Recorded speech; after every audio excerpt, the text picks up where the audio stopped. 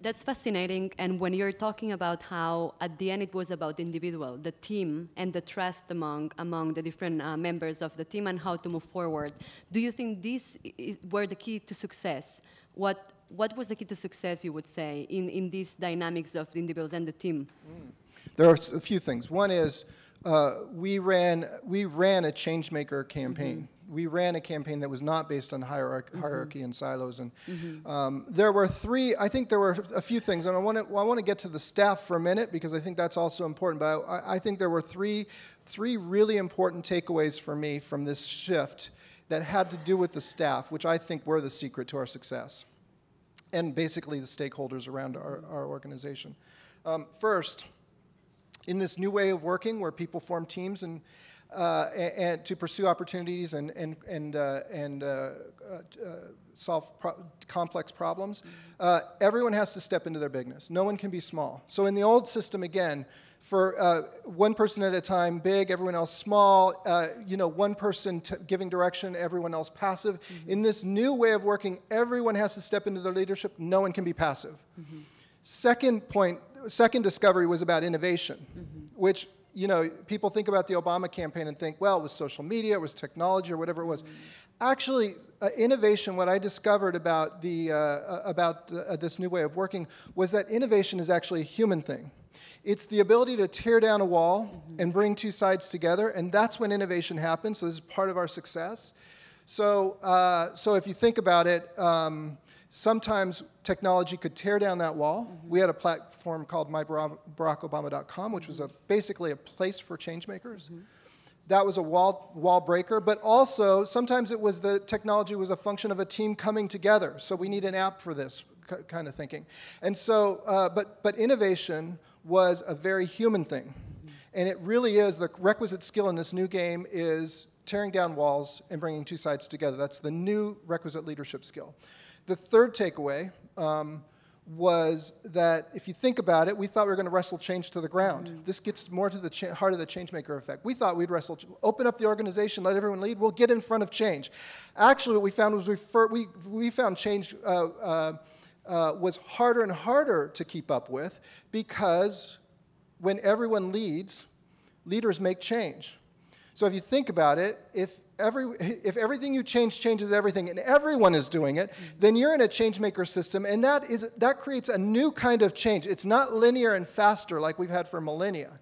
The speed of change, Henry VIII was complaining about the speed of change. This is nothing new. It is this new nature of change where everybody is making change. It's explosive, it's dynamic, and everywhere. And in that context, we had to then have a new operating system for this new way of working that was based on empathy-based ethics. Rule makers can't keep up with the pace of change. I was the rule maker. Essentially, I had to finally say we have to move to the trust of the people to make sure they know what to do and that they're going in the right direction. So empathy-based ethics, co-creative teamwork, everybody working in teams, new leadership where everyone is valued, no one is passive, everybody has all the information to act, and change-making has to be for the good of all. If your change-making is not taking into account all the other players and all the other change forces around you, then you're going to complicate the system. Here is where you saw the change-making effect. That's the Changemaker effect. That's where I saw it the first, yes, exactly. The laboratory of the campaign. Yeah. Yes, which the key components that you have mentioned in your articles is individual agency, democratization of leadership. Could you elaborate a little bit more? Sure. Well, I saw in my very earliest days, yes. So, right, my discovery in this laboratory, right, this unusual laboratory, just also people should understand the pace of change going on in this organization in 21 months. We came in the first, remember when we were pulling computers out of boxes? There were about 100 of us. When we got through the primaries, which is when if people remember, this is a sort of a rivalry with Hillary Clinton in 2008.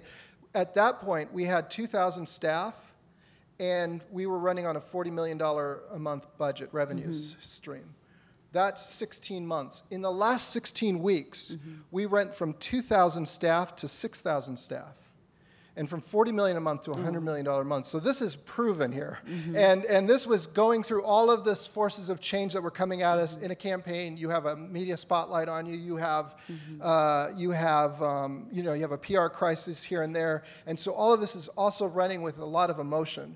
When I first discovered this Changemaker effect, I just saw it as a shift between one leader at a time to everyone leads. When I came out into the world, I realized that we have a world now with rising individual agency. We're in and everyone to lead. We all think of ourselves as leaders in some form or another. Oftentimes we stop thinking about ourselves as leaders when we go to work, but everywhere else, because our old systems are still sort of pushing us down. Including our work systems. But we have at our fingertips these tools that were once available to a few. So I have my printing press at my fingertips. I can be a retail seller in a moment. I can cut out the middleman. I can be a first responder in any moment. And then you have the democratization of leadership, where we have walls coming down, silos are collapsing everywhere in society, and we're all acting on that agency in ways like we've never had before. So again, and change is not linearly faster now, it's explosive all around us. So we are now in a new world, different from millennia before us. And we now have a chance to make the world look more like the world we're going into for the next millennia.